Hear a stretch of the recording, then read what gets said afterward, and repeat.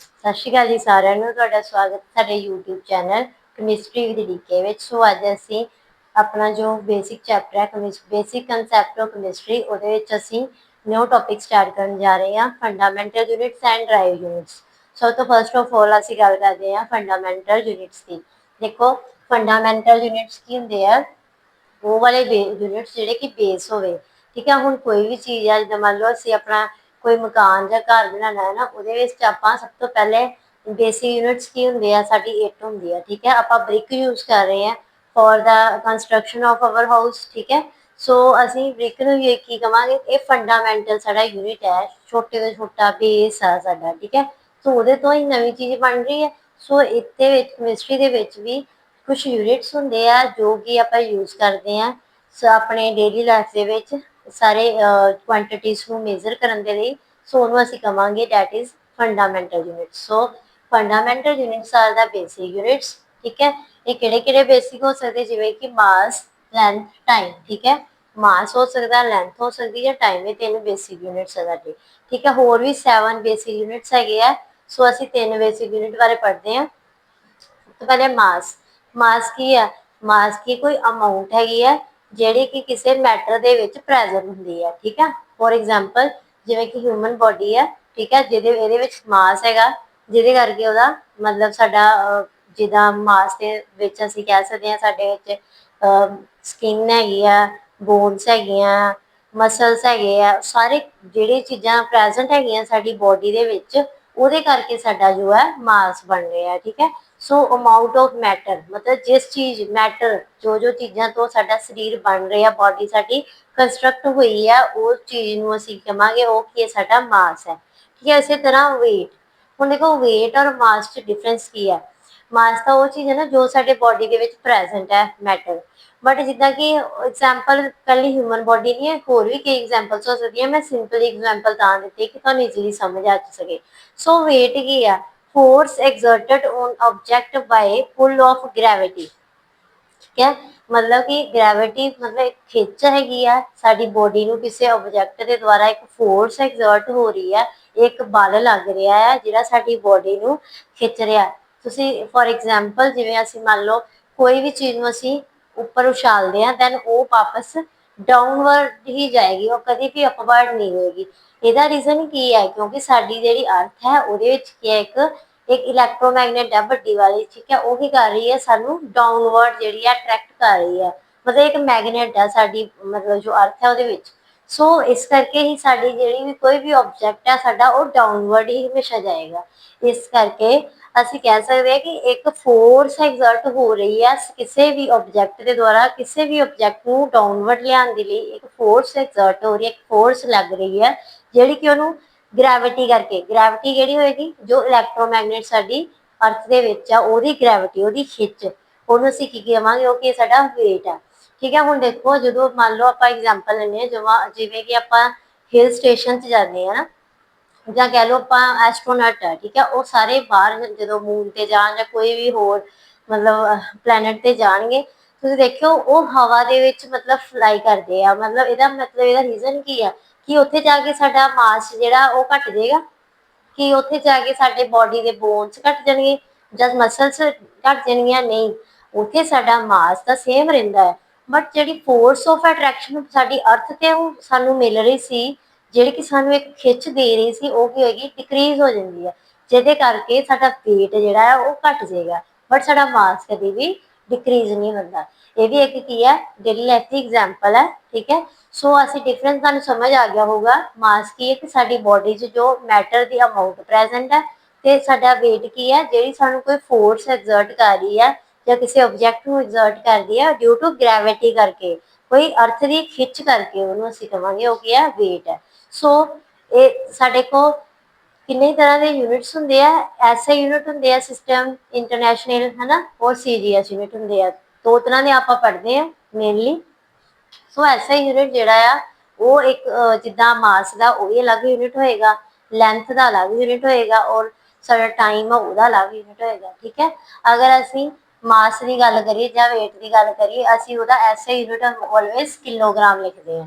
ਠੀਕ ਹੈ ਜੀ, kilogram is a SI unit of mass. ठीक है जी। नेक्स्ट देखो वॉल्यूम। ਹੁਣ देखो वॉल्यूम की है amount of space occupied by object. ਹੁਣ देखो कोई भी ऑब्जेक्ट हैगा आ भावें वो 1 डिमेंशनली पिया आ, ठीक है, भावें वो 2 डिमेंशनली पिया आ ਜਾਂ 3 डिमेंशनली पिया आ। ਤਿੰਨਾਂ ਡਿਮੈਂਸ਼ਨਲ ਦੇ ਵਿੱਚ ਕੋਈ ਵੀ ਆਬਜੈਕਟ ਜਿਹੜਾ ਉਹ ਸਪੇਸ ਆਕੂਪਾਈ ਕਰ ਰਿਹਾ ਦੈਟ ਇਜ਼ ਕਾਲਡ ਉਹਦਾ ਵੋਲੀਅਮ। ਅੱਛਾ, ਜੇ ਅਸੀਂ 2 ਡਿਮੈਂਸ਼ਨਲ ਦੀ ਗੱਲ ਕਰੀਏ, ਇੱਕ 1 ਡਿਮੈਂਸ਼ਨਲ 2 ਡਿਮੈਂਸ਼ਨਲ ਜਾਂ 3 ਡਿਮੈਂਸ਼ਨਲ।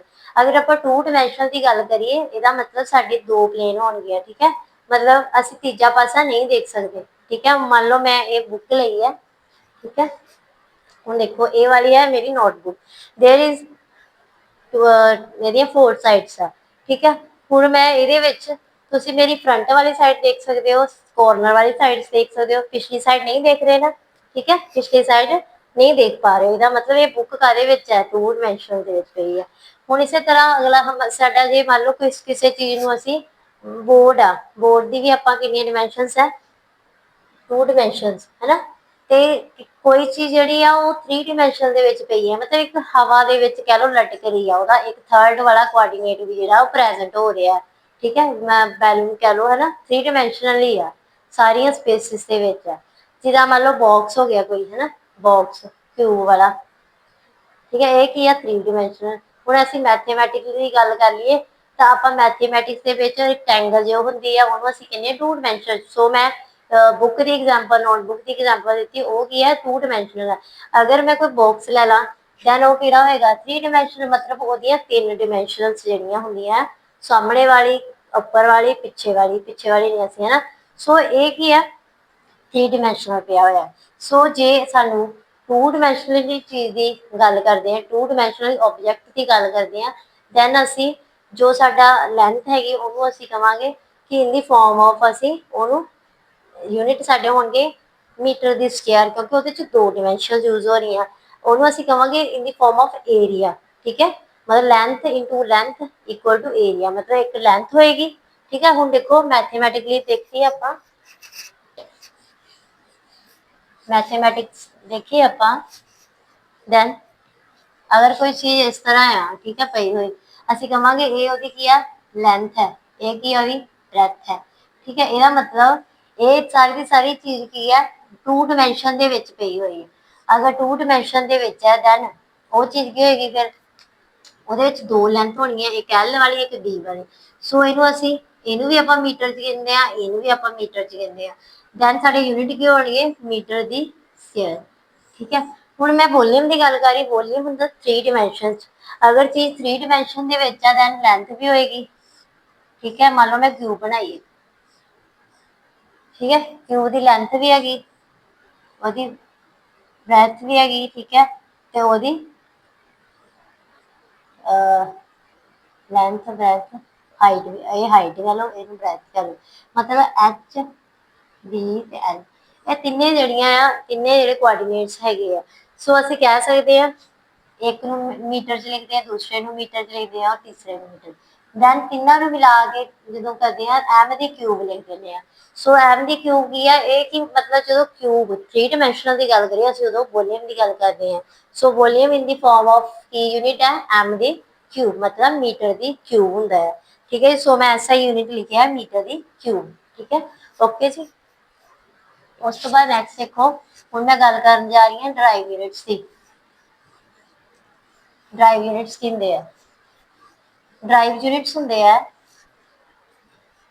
वो वाले यूनिट्स जिहड़े कि असी फंडामेंटल यूनिट्स नू यूज करके बनाते हैं, उन्होंने आप कहते ड्राइव यूनिट्स, मतलब with the uses of fundamental units that is called drive units, ठीक है। ड्राइव यूनिट्स बनते हैं मतलब जो अपने आप ड्राइव आप करते हैं फंडामेंटल यूनिट्स बेसिक यूनिट नू यूज करके, ठीक है। दैन देखो ये सब तो फर्स्ट लिखा डेंसिटी, ठीक है, डेंसिटी, डेंसिटी की है देखो, डेंसिटी है कि मास अपॉन वॉल्यूम। ਹੁਣ देखो अगर किसी भी वॉल्यूम ਦੇ ਵਿੱਚ मास पर यूनिट वॉल्यूम यूज कर रहे हैं ਆਪਾਂ ਤੇ मास पर यूनिट वॉल्यूम ਨੂੰ ਅਸੀਂ ਕਹਾਂਗੇ ਉਹ ਕੀ ਹੈ ਕਿਸੇ ऑब्जेक्ट ਦੀ डेंसिटी है, मतलब ਉਹਦੇ ਵਿੱਚ ਕਿੰਨੀ डेंसिटी प्रेजेंट है कि जिन्ना वॉल्यूम है ਮਾਸ ਤੇ ਉਹਨਾਂ ਉਹਦੇ ਕਿੰਨਾ ਉਹਦਾ ਮਾਸ ਹੈ, ਉਹਨਾਂ ਦੋਨਾਂ ਦੀ ਜਿਹੜੀ ਡਿਵਾਈਡ ਹੈ ਰੇਸ਼ੋ ਹੈ, ਉਹਨੂੰ ਅਸੀਂ ਆਪਾਂ ਕਹਾਂਗੇ ਡੈਂਸਿਟੀ। ਦਾ ਮਤਲਬ ਮਾਸ ਤੇ ਵੋਲੀਅਮ ਦੋਵੇਂ ਫੰਡਾਮੈਂਟਲ ਯੂਨਿਟ ਯੂਜ਼ ਕਰਕੇ ਆਪਾਂ ਇੱਕ ਡੈਂਸਿਟੀ ਡਰਾਈਵ ਯੂਨਿਟ ਯੂਜ਼ ਬਣਾਇਆ ਹੈਗਾ। ਠੀਕ ਹੈ। ਸੋ ਨੈਕਸਟ ਦੇਖੋ ਟੈਂਪਰੇਚਰ। ਟੈਂਪਰੇਚਰ ਕੀ ਹੈ? ਇਹ ਡਿਗਰੀ ਹੈ, ਇੱਕ ਇਹ ਡਿਗਰੀ ਹੈ ਕਾਦੀ ਮੇਜ਼ਰਮੈਂਟ ਕਰਦੀ ਹੈ ਸਾਡੀ ਬੋਡੀ ਦੀ ਹੌਟਨੈਸ, ਕਿਸੇ ਵੀ ਬੋਡੀ ਦੀ, ਕੱਲੀ ਹਿਊਮਨ ਬੀਇੰਗ ਨਹੀਂ, ਕੋਈ ਵੀ ਬੋਡੀ ਦੀ ਹੌਟਨੈਸ ਜਾਂ ਕੋਲਡਨੈਸ ਨੂੰ ਦੱਸਦੀ ਹੈ। That is called temperature. ਠੀਕ ਹੈ। ਟੈਂਪਰੇਚਰ ਨੂੰ ਅਸੀਂ ਕਿੱਦਾਂ ਮੇਜ਼ਰ ਕਰ ਸਕਦੇ ਹਾਂ? ਸੈਲਸੀਅਸ ਦੇ ਵਿੱਚ ਮੇਜ਼ਰ ਕਰ ਸਕਦੇ ਹਾਂ। ਉਸ ਤੋਂ ਬਾਅਦ ਫਾਰਨਹੀਟ ਤੇ ਉਸ ਤੋਂ ਬਾਅਦ ਕੈਲਵਿਨ ਦੇ ਵਿੱਚ। ਠੀਕ ਹੈ। ਸੋ ਐਸਾ ਯੂਨਿਟ ਕੀ ਹੈ? ਕੈਲਵਿਨ ਹੈ ਸਾਡਾ। ਉਸ ਤੋਂ ਬਾਅਦ ਹੁਣ ਦੇਖੋ ਅਸੀਂ ਹੋਰ ਵੀ ਕਿੰਨੇ ਟਰਮਸ ਹੈਗੀਆਂ ਜਿਹੜੀਆਂ ਲਿਖ ਸਕਦੇ ਹਾਂ। ਮੰਨ ਲਓ ਅਸੀਂ ਵੈਲੋਸਿਟੀ ਲਿਖਣੀ ਹੈ। ਠੀਕ ਹੈ। ਵੈਲੋਸਿਟੀ ਆਪਾਂ ਲਿਖਣੀ ਹੈ। ਸੋ ਅਸੀਂ ਵੈਲੋਸਿਟੀ ਨੂੰ ਕਿਵੇਂ ਲਿਖਾਂਗੇ? ਦੇਖੋ ਵੈਲੋਸਿਟੀ ਹੈ, ਮੈਂ ਵੈਲੋਸਿਟੀ ਫਾइंड आउट ਕਰਨੀ ਹੈ। ਸੋ ਵੈਲੋਸਿਟੀ ਕੀ ਹੁੰਦੀ ਹੈ? ਵੈਲੋਸਿਟੀ ਇੱਕ ਗਤੀ ਹੈ। ਠੀਕ ਹੈ। ਜਿਹੜੀ ਕਿਸ ਅਕੋਰਡਿੰਗਲੀ ਆਪਾਂ ਨੂੰ ਡਿਫਾਈਨ ਕਰਦੇ ਹਾਂ ਕਿ ਵੈਲੋਸਿਟੀ ਕੀ ਹੈ? ਵੈਲੋਸਿਟੀ ਇਜ਼ ਡਿਫਾਈਨਡ ਐਜ਼ ਕਿ ਜਦੋਂ ਅਸੀਂ ਕੋਈ ਚੀਜ਼ ਜਿਹੜੀ ਆ ਉਹ ਇੱਕ ਜਗ੍ਹਾ ਤੋਂ ਦੂਸਰੀ ਜਗ੍ਹਾ ਤੇ ਜਾ ਕੇ ਆਪਣੀ ਮਤਲਬ ਕਿ ਡਿਸਟੈਂਸ ਕਵਰ ਕਰ ਰਹੀ ਹੈ ਕਿਸੇ ਟਾਈਮ ਦੇ ਚੇਂਜ ਹੋਣ ਦੇ ਨਾਲ, ਉਹਨੂੰ ਅਸੀਂ ਕਹਿੰਦੇ ਆ ਵੈਲੋਸਿਟੀ ਹੈ। ਸੋ ਇਹਨੂੰ ਆਪਣੇ ਸਿੰਪਲੀ ਮੈਥਮੈਟਿਕ ਲਿਖਾਂਗੇ, velocity is equal to distance upon time. ठीक है। Distance upon time. So distance ਜਿਹੜਾ ਹੈ ਕਿਸੇ ਚੀਜ਼ ਦੀ ਜਿਹੜੀ ਦੂਰੀ ਹੈ ਉਹਨੂੰ ਅਸੀਂ ਮੇਜ਼ਰ ਕਰਨ ਦੇ ਲਈ ਕਿਹੜੇ ਯੂਨਿਟ ਯੂਜ਼ ਕਰਦੇ ਹਾਂ? ਡਿਸਟੈਂਸ ਮੇਜ਼ਰ ਯੂਜ਼ ਕਰਨ ਲਈ ਟਾਈਮ ਦੇ ਜਿਹੜੇ ਯੂਨਿਟਸ ਹੁੰਦੇ ਆ ਹੁੰਦੇ ਸੈਕਿੰਡ। ਐਸਾ ਯੂਨਿਟ ਕੀ ਹੈ? ਸੈਕਿੰਡ। ਤੇ ਡਿਸਟੈਂਸ ਦੇ ਯੂਨਿਟ ਕੀ ਹੋਣਗੇ? ਮੀਟਰ ਹੀ ਹੋਣਗੇ ਨਾ। ਠੀਕ ਹੈ। ਸੋ ਸਾਡੇ ਫਿਰ ਯੂਨਿਟਸ ਕੀ ਹੋਏਗੇ ਵੈਲੋਸਿਟੀ ਦੇ? Metre per second. ਠੀਕ ਹੈ ਜੀ। ਇਸੇ ਤਰ੍ਹਾਂ ਅਗਰ ਆਪਾਂ ਐਕਸਲਰੇਸ਼ਨ, ਇੱਕ ਨਵੀਂ ਸਾਡੀ ਯੂਨਿਟਸ ਆ, ਉਹਨੂੰ ਵੀ ਆਪਾਂ ਡਰਾਈਵ ਕਰ ਸਕਦੇ ਹਾਂ। ਐਕਸਲਰੇਸ਼ਨ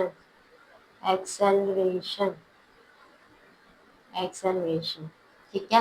ਇਹਦੇ ਯੂਨਿਟਸ ਕੀ ਹੈ ਕਿ ਐਕਸਲਰੇਸ਼ਨ ਕੀ ਹੈ ਕਿ डिस्टेंस वेलोसिटी कवर्ड बाय, मतलब वेलोसिटी ਜਿਹੜੀ ਹੈ ਕਿਸੇ ਟਾਈਮ ਦੇ ਨਾਲ ਜੋ ਕਵਰ ਕਰ ਰਹੀ ਹੈ ਉਹਨੂੰ ਆਪਾਂ ਕਹਾਂਗੇ ਉਹ ਕਿ acceleration means change of velocity with time. ठीक है।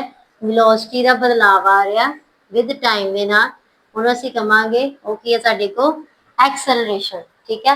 ਹੁਣ ਦੇਖੋ वेलोसिटी ਦੇ ਯੂਨਿਟ ਅਸੀਂ ਫਾइंड आउट ਕੀਤੇ, ਇੱਥੇ ਪੁੱਟ ਕਰ ਦਾਂਗੇ ਮੀਟਰ ਪਰ ਸੈਕਿੰਡ। ਪਰ ਦਾ ਮਤਲਬ ਕਿ ਡਿਵਾਈਡ ਦੇ ਵਿੱਚ ਹੈ, ਡਿਵਾਈਡਡ ਬਾय ਟਾਈਮ ਨੂੰ ਫਿਰ ਸੈਕਿੰਡ ਦੇ ਵਿੱਚ ਲਿਖ ਲਾਂਗੇ। ਦੈਨ ਜਦੋਂ ਦੋਵੇਂ ਚੀਜ਼ਾਂ ਨੀਚੇ ਆ ਕੇ ਇਕੱਠੀਆਂ ਹੋਈਆਂ ਮੀਟਰ ਪਰ ਸੈਕਿੰਡ ਦਾ ਸਕੁਅਰ ਹੋ ਜਾਏਗਾ। ਅਗਰ ਉੱਪਰ ਲੈ ਕੇ ਆਵਾਂਗੇ ਮੀਟਰ ਪਰ ਸੈਕਿੰਡ ਦਾ ਸਕੁਅਰ ਲੈ ਦਾਂਗੇ ਇਸ ਤਰ੍ਹਾਂ। ਸੋ ਇਹ ਕੀ ਹੈ? ਐਕਸਲਰੇਸ਼ਨ। ਇਸ ਤਰ੍ਹਾਂ ਹੋਰ ਵੀ ਕਈ ਤਰ੍ਹਾਂ ਦੇ ਯੂਨਿਟਸ ਹੈ ਜਿਹੜੇ ਅਸੀਂ ਇੱਕ ਤੋਂ ਦੂਜੇ ਵਿੱਚ ਡਰਾਈਵ ਕਰ ਸਕਦੇ ਹਾਂ। So that unit is known as drive units. So ਅਸੀਂ ਅੱਜ ਲਈ ਪੜ੍ਹਿਆ ਫੰਡਾਮੈਂਟਲ ਯੂਨਿਟ ਜੋ ਕਿ ਬੇਸਿਕ ਯੂਨਿਟਸ ਹੈ, ਤੇ ਇੱਕ ਡਰਾਈਵ ਯੂਨਿਟ ਜੋ ਕਿ ਉਹਨਾਂ ਤੋਂ ਹੀ ਡਰਾਈਵ ਹੋ ਕੇ ਬਣਦੇ ਆ। ਫੰਡਾਮੈਂਟਲ ਯੂਨਿਟਸ ਨੂੰ ਹੀ ਡਰਾਈਵ ਕਰਕੇ ਬਣਦੇ ਆ। That is called drive units. So ਅੱਜ ਦੀ ਕਲਾਸ ਇੰਨੀ ਹੀ। ਸਾਰਿਆਂ ਨੇ ਇਸ ਕਲਾਸ ਨੂੰ ਧਿਆਨ ਨਾਲ ਸਮਝਣਾ ਹੈ। ਅਗਰ ਤੁਹਾਨੂੰ ਕੋਈ ਵੀ ਚੀਜ਼ ਨਹੀਂ ਸਮਝ ਆ ਰਹੀ ਤੁਸੀਂ ਕਮੈਂਟ ਬਾਕਸ ਵਿੱਚ ਗੱਲ ਕਰ ਸਕਦੇ ਹੋ। ਅਸੀਂ ਅੱਗੇ ਕੰਟੀਨਿਊ ਕਰਾਂਗੇ ਕੱਲ। So thank you for ਵਾचिंग।